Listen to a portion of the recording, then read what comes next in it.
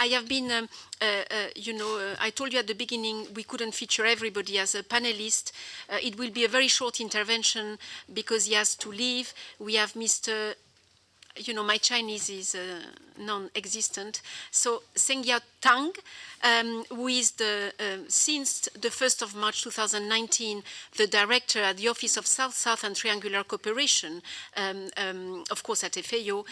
Previously, you have a very, of course, a strong background from the Chinese Academy of Agriculture Sciences, but you have had very high-level positions in the Ministry of Agriculture and Cooperation, and specifically looking at international cooperation with Africa and Asia. So it's, extremely useful to us. China is a key partner. You were yesterday as well here in the South-South cooperation event that the ACP Secretariat organized. So we will be glad to hear a short insight because you have to leave.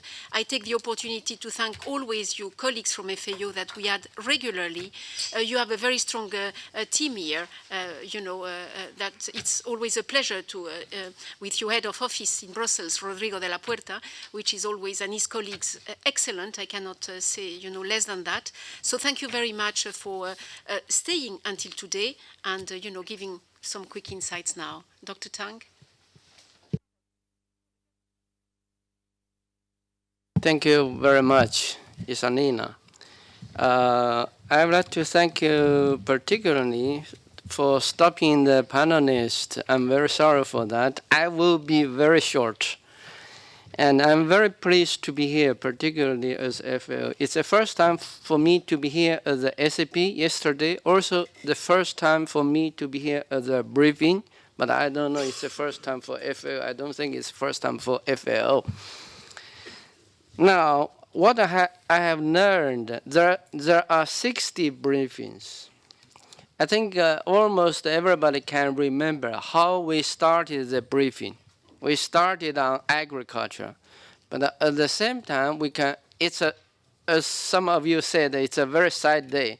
But at the same time, it's also a very good day because the briefings ended up with another thing about agriculture. It's a rural development for a better world. So everybody here leaving this room will always remember the topic of today's briefing is rural development for a better world. Now, I would like to thank also Rodrigo for inviting me here because I'm not the expert for food system actually. If you ask me some questions about the South-South and triangular cooperation, I might satisfy you a little bit. But if you ask a question about the food systems, I have to refer back to my colleagues in the headquarters. So if you have any question referred to the food system, please don't hesitate to get in touch with me. I would be very pleased to refer back to you by email or whatsoever. Now, personally, I think we have a lot of challenges in the world, particularly in the field of food and agriculture. Number one is food insecurity. There are still 820 million people undernourished in the world. And over the past 4 years, this figure has been stagnated, no improvement. And we have to remember we have only 10 years left for the 2030 agenda. Some of you may have already remembered the 2015 World Food Summit. We all committed to halve the world hunger people by 50%. But by the year of 2015, the figure was almost the same, remaining the same. We didn't achieve the 50% reduction. But there are only 10 years left. I think we need to do more for all of us in this house and also as well as people outside this house. Now, when we refer to the food insecurity, I'm more concerned about the undernutrition and malnutrition.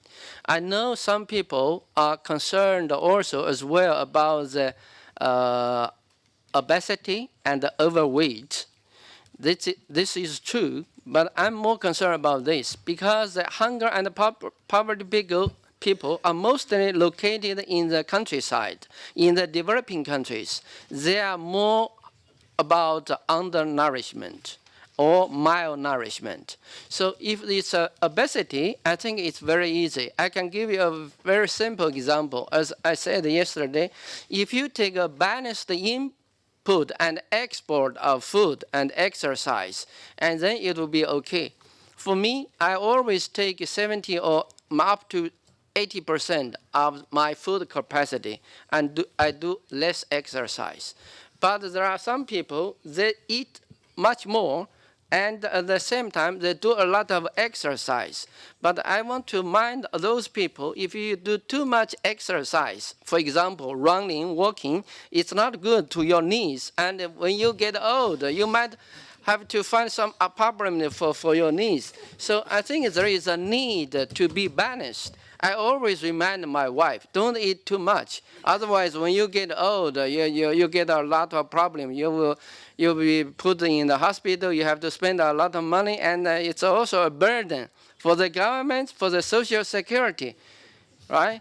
And second issue is climate change. I don't have to touch about this. And also food safety emergencies. Now we have the emergency of locust control. And last year and the year before last, we have the 4 army worm in Africa and in Asia. Now it's spreading also in Asian countries. It's important that we act for the emergencies, but I think we need to react quickly and also as early as possible. We need to have an early warning system for that. The FAO is doing the global action for FAW and as well as locust outbreak. FAO is committed to mobilize about 76 million US dollars to control the outbreak of the current locust. And my office, as the Office of South-South and Triangular Cooperation, we are committed to do something for the control of FAW and also the locust control. Now come back to the transition, agricultural transition, and also the food systems. I think it's very important. I would like to borrow a word from Singh, sensitize. I think we need to sensitize every individual people, from farmers to consumers. They need to know that you need to have a good practice, healthy diets, and in between also good practice. You are not allowed to waste any food. Waste of any food is not of the waste of the food. It's not just a waste of money, but it's a waste of environment. It's also waste or damage to the next generation. I know many people are concerned about the next generation. So if you touch upon its damage to the next generation, I think people, every individual, must be sensitized for this. We need to have a campaign for this. And secondly, I think for governments, agencies, private sector, farmers, everyone, we need to have an innovative way. I don't know how we can do it, but we will work together for this. One example is digitalization. And another one is that we're going to have the Food Systems Summit next year. I think we'll call upon all governments, NGOs, private sectors, all together to have a kind of discussion and outcome of that summit. And then afterwards, we will all committed to this. I'd like to say once upon that SSTC, South-South and Triangular Cooperation, can always play a very important role as an instrument and tool for the partnership and cooperation among countries, not only between and among the southern countries, but also among the global countries. So we have South-South and also Triangular. So all countries, developed countries, emerging economies are all invited for this SSTC. And FLDG has just launched a new initiative. It's called the Hand in Hand Initiative. It's actually based on voluntary basis by matchmaking, and calling the developed and the emerging economies to help the small island countries, the developing landlocked countries, and also the least developed countries. I thank you very much for your time. Thank you. Thank you very much, Director. Indeed, FAO has been a a permanent participant, because as I said, your team here doesn't miss anything. I'm very surprised to know how they do that. But they have been very often speakers as well. I mean, and FAO is a key resource for us on any topic that touches food and agriculture. And, you know, we are all very grateful to the work you do. On digital, I know that you lead on the Digital Council as well, on the task by the ministers at the highest level. So I wish you all the success.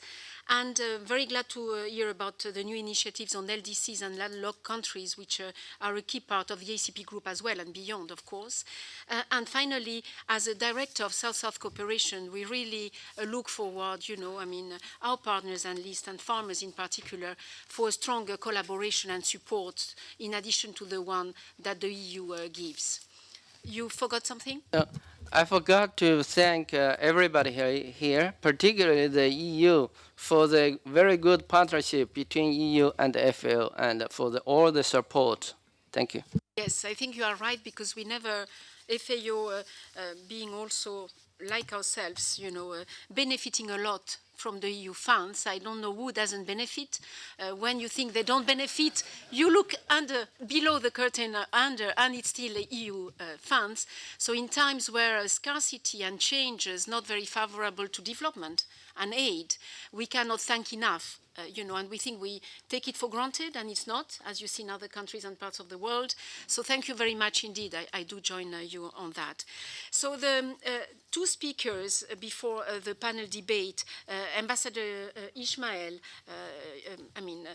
always a very generous person, as well as Marisa from CONCORD, who not only gave her slot on the opening remarks, but, you know, now they have both agreed that they can speak just after the coffee break, because I'm sure that you want a quick coffee. So we will have those ones and then the panel. I will ask for the last briefing that you come back on time, which you have never done, by the way. So try to do today. But you can bring your coffee in the room. So please, kind of 10, 15 minutes maximum. Thank you so much. And thank you, Mr. Tang. Thank you to all the speakers. So it's 11:15 at 11:30 in the room with your cup of coffee or without. Thank you.